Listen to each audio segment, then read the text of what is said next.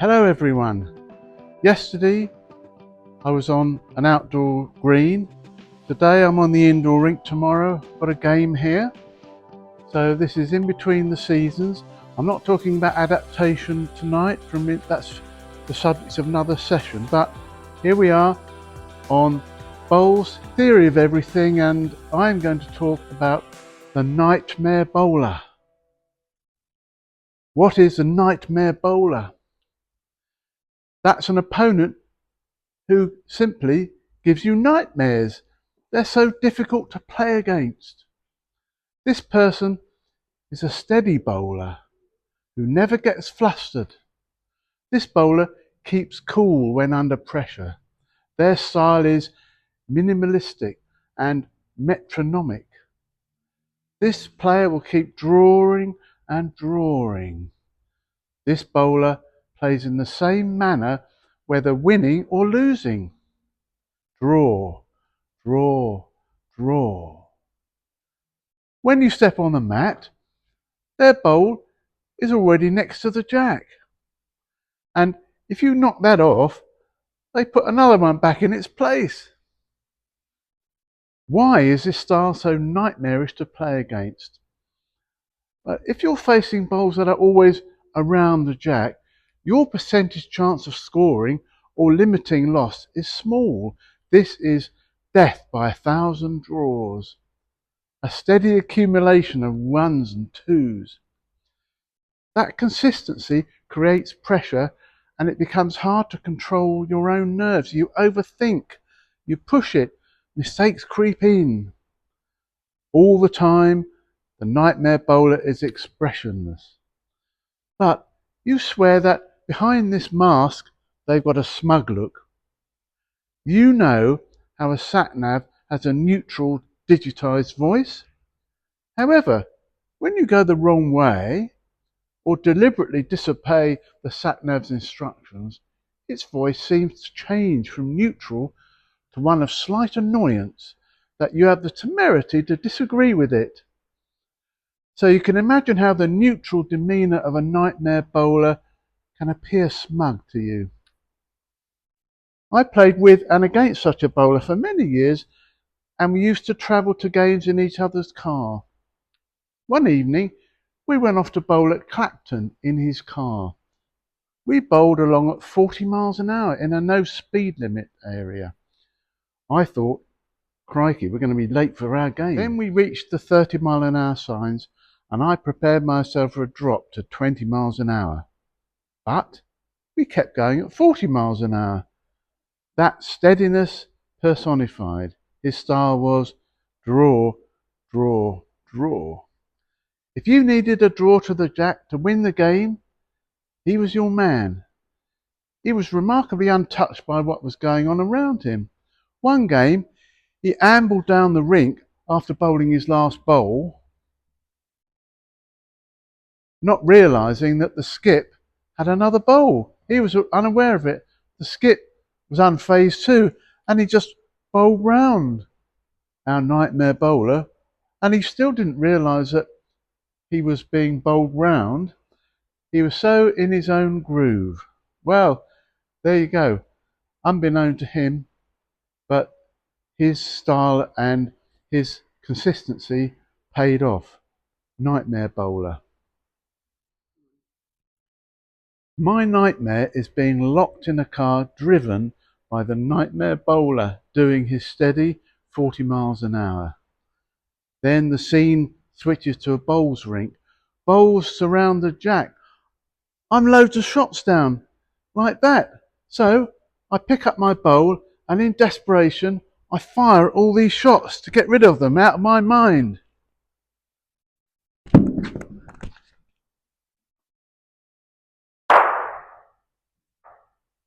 I scattered them all over the rink.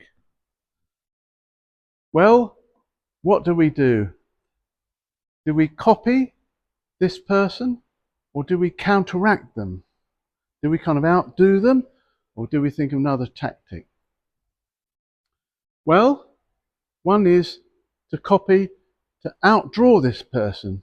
So what to do? We then have to practice drawing, routine drills, until we can bowl round the jack and we are controlled.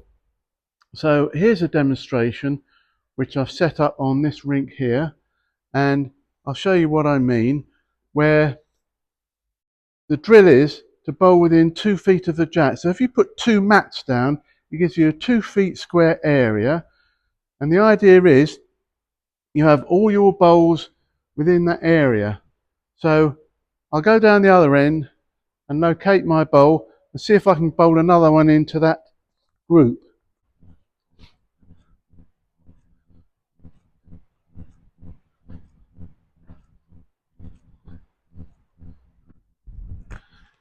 So I'm down the other end, I'm doing this drill, I'm just bowling time and time again, see if I can put another one in that little group.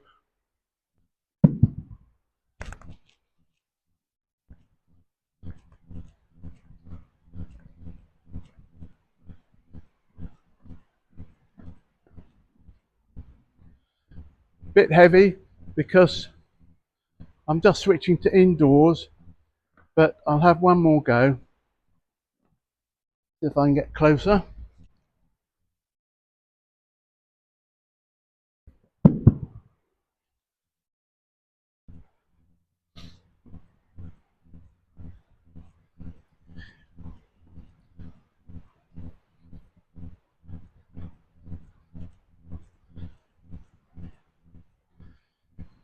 So that's the drill.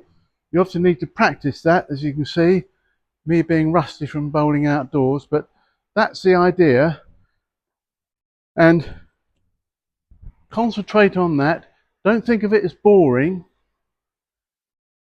You've got to practice that. Resist your natural inclination to bowl different bowls. Imagine all other bowls are invisible and you're just bowling to the jack. These drills, as I say, may appear boring, but you have to accept those shots are enough to win games. In addition to practicing, getting your motor skills to drawing, project calm like the nightmare bowler. Don't give anything away to your opponent. Appear confident. And whether you're winning or losing, stay steady. That will unnerve your opponent. Okay, how can we counteract the nightmare bowler? Well, one is what I demonstrated earlier, trying to fire the shots off. And that has its place. Sometimes that's the only shot on. And if you can keep firing off the shots, that can destroy the nightmare bowler in itself. There are other shots which I'll demonstrate when I set up the head on this rink next to here. Here I am on this rink. It's a simplified version of what my point is, which is that the nightmare bowler's got the bowls round, but on this occasion there's no cover for my back bowls. So there are 2 shots that I can turn this round and put a blow into the nightmare bowler's game. And they're both similar really. So one is to rest out the shot and stay there. And the second one is to trail the jack. They're similar sort of shots. If you can pull it off, it's a turnaround in shots, and turnarounds in shots are psychologically a huge advantage and a disadvantage to the ones you're doing it to have shots snatched away. So here we go. I won't go down the, I'll just do a short range version here, and you're looking to just trail the jack there, and that would turn 4 up to 4 down. Sorry, 4 down to 4 up. And a similar shot is that just even resting the shot on its own and staying there will equally score you. So if you just rest on that shot, you just need a foot of weight, and it's resting and stays there, turns in, So you're 4 down to 1 up. So that's a similar shot to counteract bowls packed around the jack. So I'll go back now and summarise the position for getting your own back on the night. The point is, do you draw?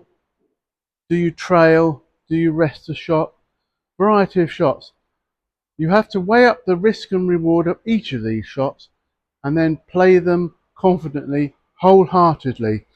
If you go half and half at something, you won't succeed.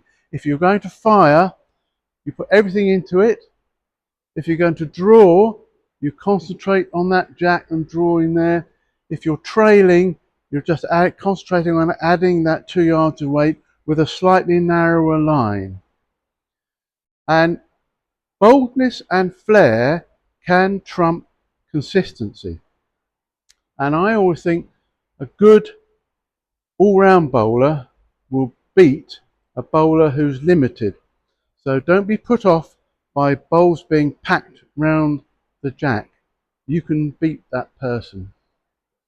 Okay, so to summarise, ideally you have both these styles in your armoury. Each bowl with purpose, be fully committed to it, be mentally in control, whether dishing out or receiving these blows, and happy bowling and no nightmares. Now, next week I'm going to give you a demonstration of bowling in line or bowling jack high. I'll just do a quick. Is it better to have a bowl in front in line like that, or is it better to have it a bit closer but jack high? And I've got my ideas about that. I'll tell you about that next week, so be thinking about that between now and when I see you again. Thanks very much, everybody. See you soon. Bye-bye.